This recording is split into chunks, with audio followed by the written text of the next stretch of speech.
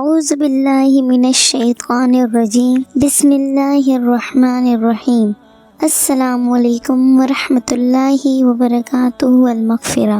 امید کرتی ہوں کہ آپ سب خیر و عافیت سے ہوں گے۔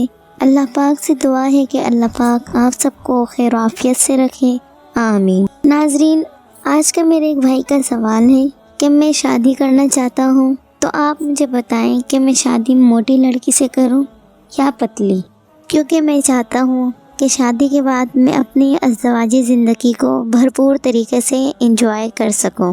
تو چلتے ہیں اس جواب کی طرف۔ تو میرے بھائی، یہ یاد رکھنا کہ شادی کے لیے موٹی اور پتلی عورت دونوں لڑکیوں کا اپنا اپنا مزہ ہے۔ موٹی لڑکی کے ساتھ ہم بستری کا ایک الگ مزہ ہے، اور پتلی لڑکی کے ساتھ بھی ہم بستری کا ایک الگ ہی مزہ ہے۔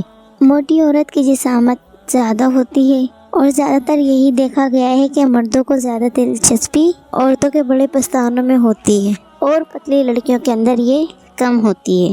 جن لوگوں کو عورتوں کے پستان ابھرے ہوئے اور بھاری پسند ہیں، اور وہ ہم بستری کے دوران سک کرنا چاہتے ہیں، تو اس چیز کے کرنے سے شہوت دونوں طرف سے ابھرتی ہے، اور مرد کافی خوش ہوتے ہیں، اور وہ بھرپور طریقے سے انجوائے کرتے ہیں۔ موٹی عورت کی جسامت زیادہ ہوتی ہے، تو اسی طرح انسان ایزیلی ہو کر اس کے ساتھ سب کچھ کر سکتا ہے۔ میں یہ تو نہیں کہہ رہی کہ ایک موٹی لڑکی ہی شادی کے لیے صحیح ہے اور اس کے ساتھ بندہ انجوائے کر سکتا ہے، کیونکہ ایک پتلی لڑکی کا بھی ایک اپنا ہی الگ مزہ ہوتا ہے۔ کیونکہ ایک پتلی دبلی نازک سی لڑکی کو آپ بآسانی سے گود میں لے سکتے ہیں، اپنے اوپر بآسانی بٹھا سکتے ہیں، اوپر لٹا سکتے ہیں، آیا کہ آپ اس کے ساتھ کچھ بھی کر سکتے ہیں، یعنی اپنے طریقے سے جو آپ کا دل چاہے آپ اس کے ساتھ کر سکتے ہو۔ آپ اس کے پستانوں کے ساتھ کھیل سکتے ہیں۔ اب یہ تو نہیں کہ پتلی لڑکی ہے تو پستان سرے سے ہوں گے ہی نہیں۔ پتلی لڑکی کے پستان موٹی عورت کے پستانوں سے بنسبتاً چھوٹے ہوتے ہیں۔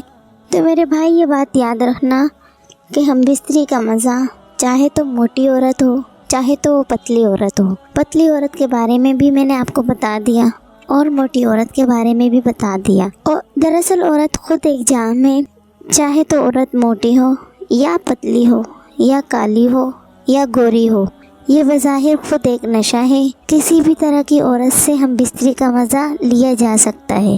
امید کرتی ہوں کہ آج کی ہماری ویڈیو آپ کو پسند آئی ہوگی۔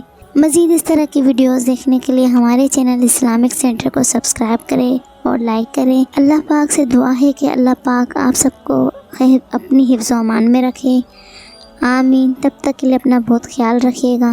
اللہ حافظ۔